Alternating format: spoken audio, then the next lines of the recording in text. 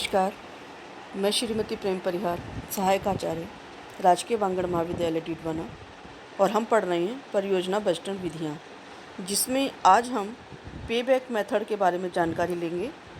और यह topic BCom part 3 के पेपर फर्स्ट में पढ़ाया जाता है। पूंजी बजटन की विधियाँ। पूंजी प्रस्तावों को स्वीकार अथवा अस्वीकार करने के लिए हम उन प्रस्तावों पर लाभदायकता का मूल्यांकन करते हैं। पूंजी व्यय प्रस्तावों के मूल्यांकन के लिए किसी भी विधि का प्रयोग किया जाए, वह ऐसी हो जिसके आधार पर उसे स्वीकार करने अथवा अस्वीकार करने की परियोजनाओं में भेद करना, अनेक विकल्पों में से किसी एक विकल्प अथवा अधिक विकल्प का चुनाव करना, उनका क्रम निर्धारित करना, अधिक लाभों को कम लाभों और शीघ्र लाभों के बाद के लाभों की तुलना करना आदि के कार्य हो जाने चाहिए। पूंजी बजटन प्रस्तावों का मूल्यांकन करने के लिए अनेक प्रकार की विधियां प्रचलित में हैं, जिनमें इन पूंजी मूल्यांकन विधियों को हम दो भागों में बांटते हैं। पहला भाग जो है हमारा, वो है परंपरागत अथवा गैर बट्टा रोकड़ प्रवाह विधियाँ, और दूसरा भाग है हमारा आधुनिक अथवा बट्टागत रोकड़ प्रवाह विधियाँ, जिनमें परंपरागत विधियों के अंतर्गत पुनर्भुगतान अथवा अदायगी अवधि विधि, जिसका आज हम अध्ययन करेंगे, यह होती है। और दूसरी विधि होती है वित्तीय विवरण अथवा औसत प्रत्याय विधि। यानी कि परंपरागत विधियों के अंतर्गत दो प्रकार की विधियां होती है। एक तो पेबैक मेथड, जिसको तुरंत अभी इसी वीडियो के अंदर हम देखेंगे, और दूसरी हमारी है एवरेज रिटर्न मेथड। और आधुनिक विधियों के अंतर्गत हम देखते हैं तो इसके अंदर हम तीन विधियों को जानते हैं, जिसमें है शुद्ध वर्तमान मूल्य विधि, लाभदायकता निर्देशांक विधि, आंतरिक प्रत्याय दर विधि। ये तीन विधियां हैं जिनका हम अध्ययन करेंगे।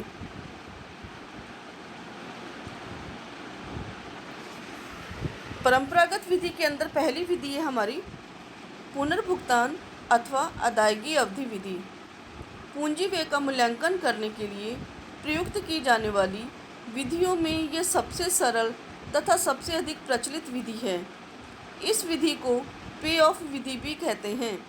किसी परियोजना में विनियोजित राशि जितनी अवधि में वापस प्राप्त हो जाती है, उस अवधि को पुनर्भुगतान अवधि कहते हैं।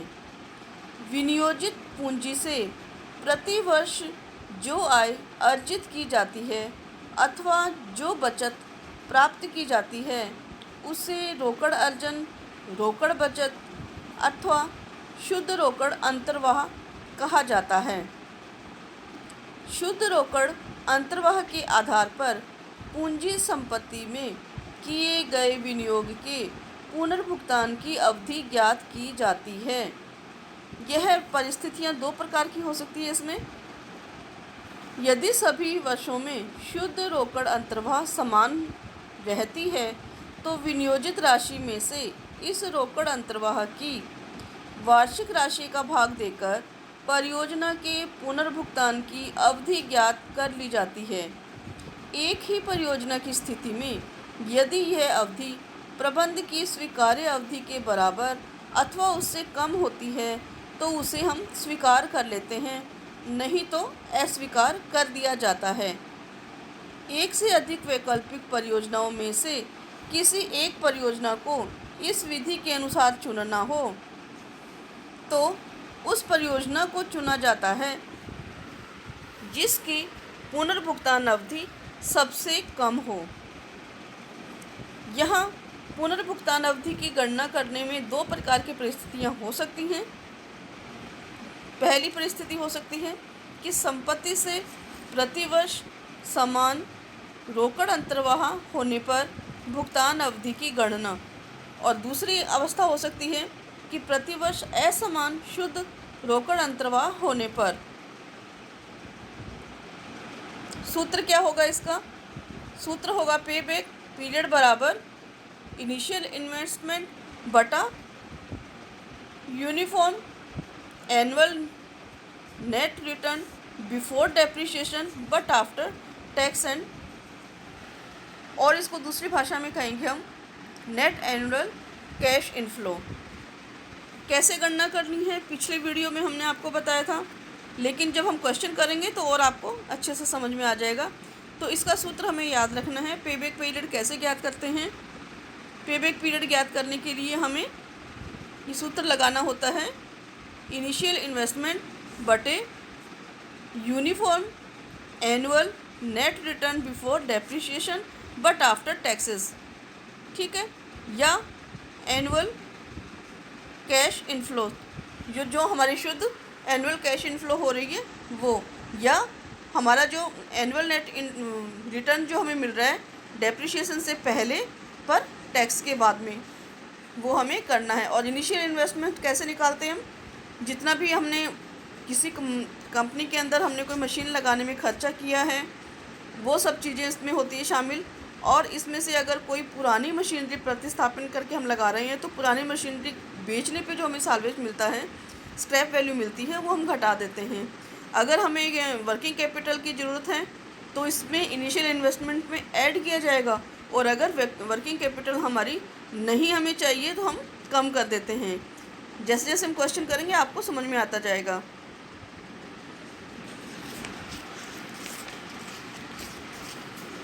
इस विधि के अंदर हम दूसरी भी बात कर लेते हैं साथ के साथ ही, कि जब असमान रोकड़ अंतर्वाह हमारा हो रहा है तो हम क्या करेंगे उस स्थिति के अंदर, जब एक जैसा हमारे पास में रिटर्न नहीं मिल रहा और हमें असमान रोकड़वा मिल रहा है, कि जैसे कभी तो हमें 10,000 का लाभ मिला और कभी 20,000 का, कभी 8,000 का ही मिला। तो ऐसी स्थिति के अंदर हम एक टेबल बनाते हैं जिसके अंतर्गत हम पुनर्भुगतान अवधि की गणना करने के लिए कम्युलेटिव सेविंग्स जो है उनकी गणना करेंगे। हम पिछले वर्ष की राशि के अंदर इस वर्ष के जो लाभ है वो जोड़ दिए जाएंगे, और फिर हम जिस वर्ष के अंदर पूरे हमारे इनिशियल इन्वेस्टमेंट के बराबर प्रॉफिट्स हो जाते हैं उस ईयर को हम ज्ञात करते हैं। कैसे ज्ञात करते हैं क्वेश्चंस के अंदर आपको समझ में आएगा।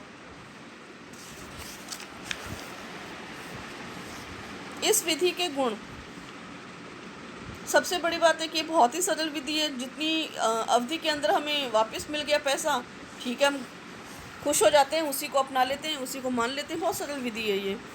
दूसरा इसका गुण है रोकड़ की कमी वाली संस्थाओं के लिए महत्वपूर्ण। यह विधि ऐसी संस्थाओं के लिए अधिक महत्वपूर्ण होती है जिनमें रोकड़ की कमी होती है तथा जो परियोजना की वित्त व्यवस्था ऋण आदि लेकर के करते हैं। ऐसी संस्थाएं लघु पुनरावधि वाली परियोजनाओं पर ही विचार करती है, क्योंकि ऋण लेकर के हमने कोई प्रोजेक्ट लगाया है तो हम यही चाहेंगे कि जितनी जल्दी वापस दे दिया जाए ऋण तो बेटर है। और ऐसी स्थिति में हम सबसे कम पुनर्भुगतान अवधि जो हमें प्राप्त होती है जिस प्रोजेक्ट की, हम उसी का ही सिलेक्शन कर लेते हैं।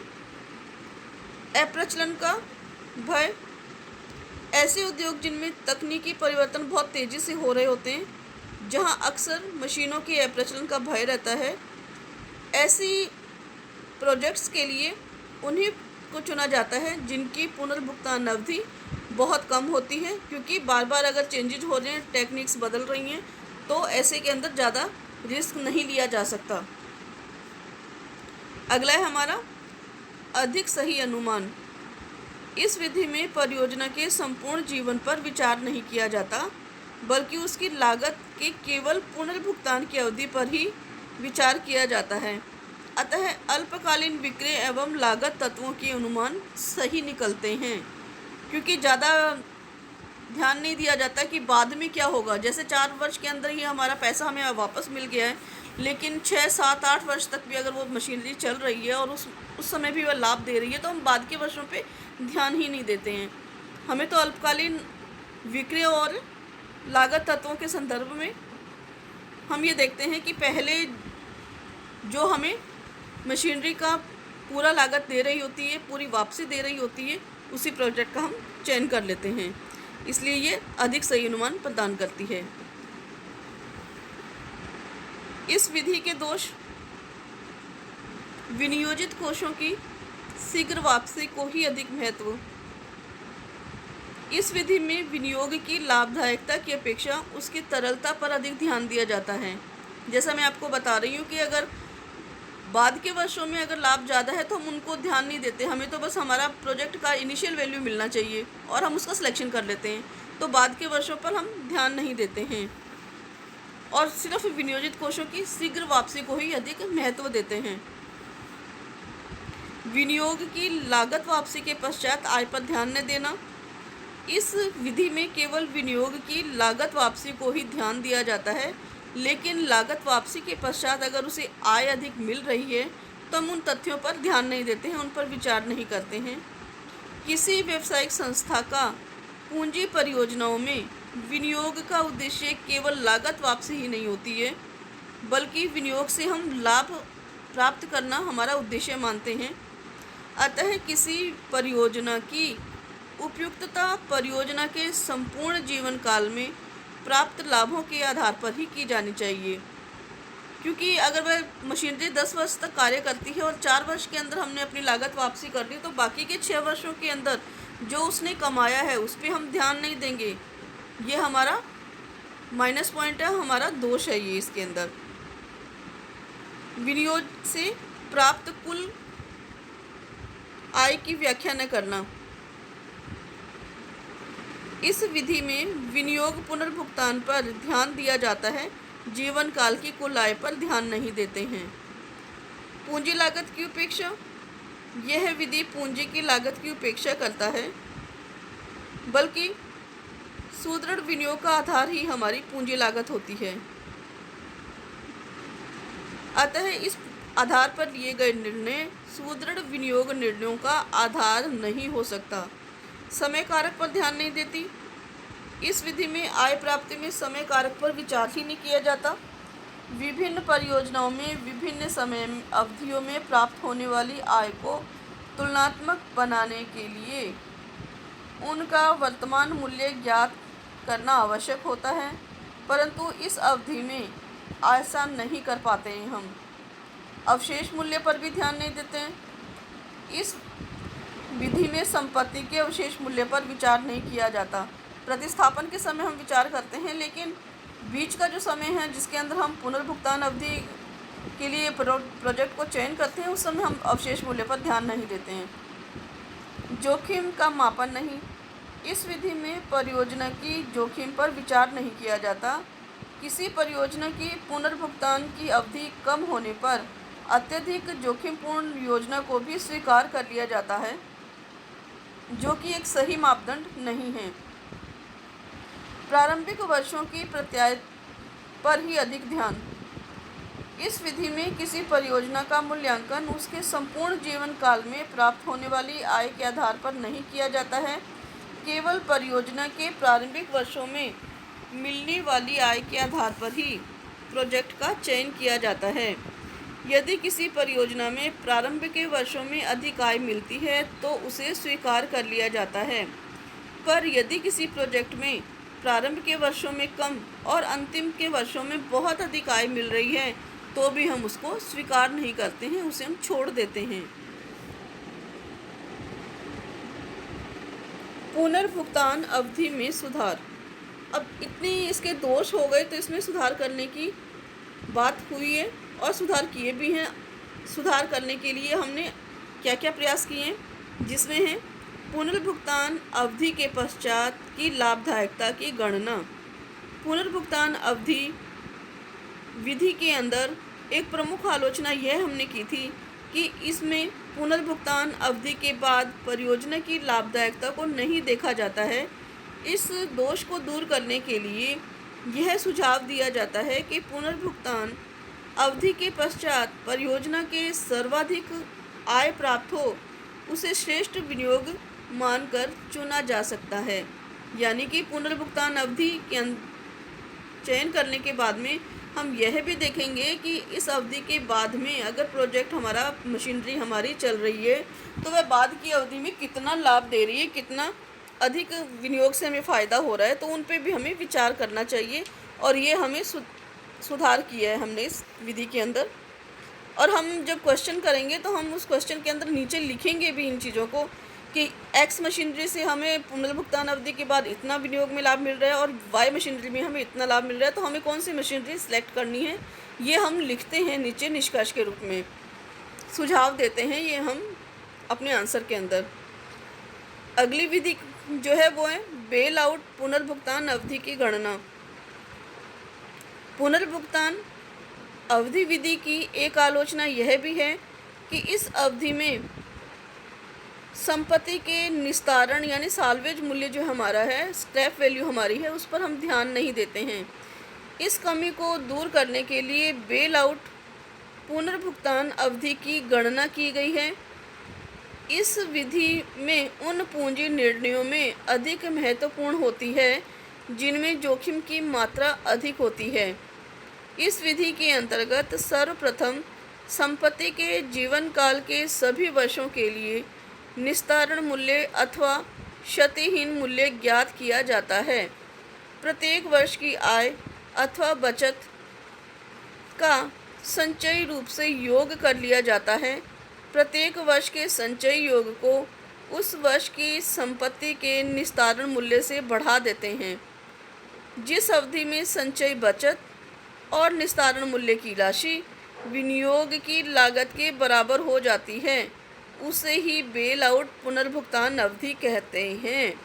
यानी कि हमारा जो एनुअल कैश फ्लो इनफ्लो हमें जो मिल रहा है और उसके अंदर हम साल्वेज वैल्यू जो है वो जोड़ते हुए जाएंगे और क्यूमुलेटिव हमें ये ज्ञात कर लेना है।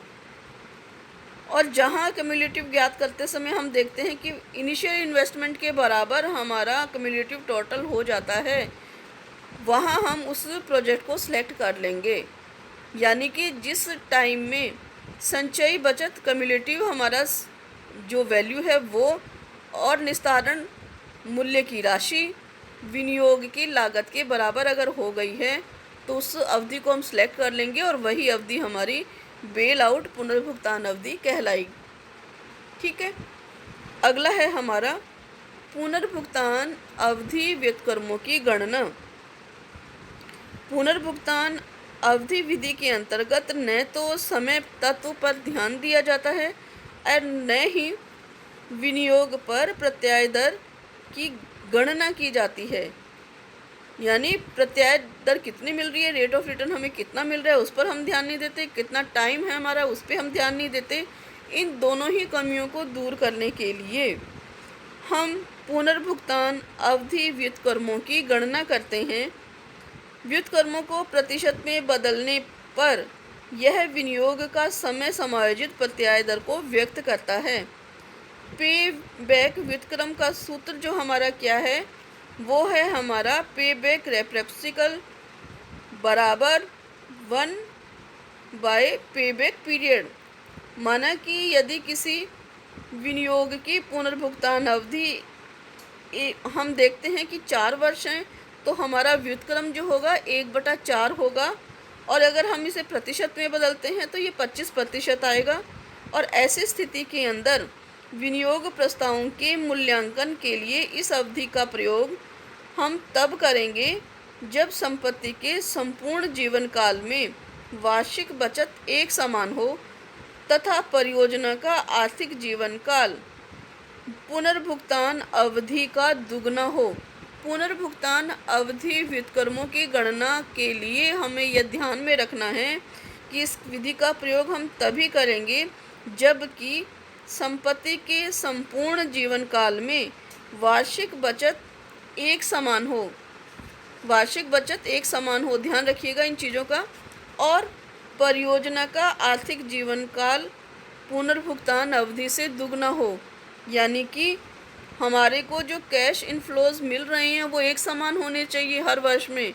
और अगर हम देख रहे हैं कि प्रोजेक्ट अवधि हमने 4 वर्ष का सिलेक्शन किया है लेकिन जो हमारी प्रोजेक्ट की जो इनकम है वो हमें 8 से वर्षों के बाद भी मिल रही है, यानी उसके डबल भी के बाद भी मिल रही है, तो हम पुनर्भुगतान अवधि व्युत्क्रम की गणना करेंगे, इस विधि का उपयोग करेंगे। तो आज का जो हमारा वीडियो था इसमें आपने पुनर्भुगतान अवधि विधि के बारे में जानकारी ली है। कल इसके क्वेश्चन करेंगे हम।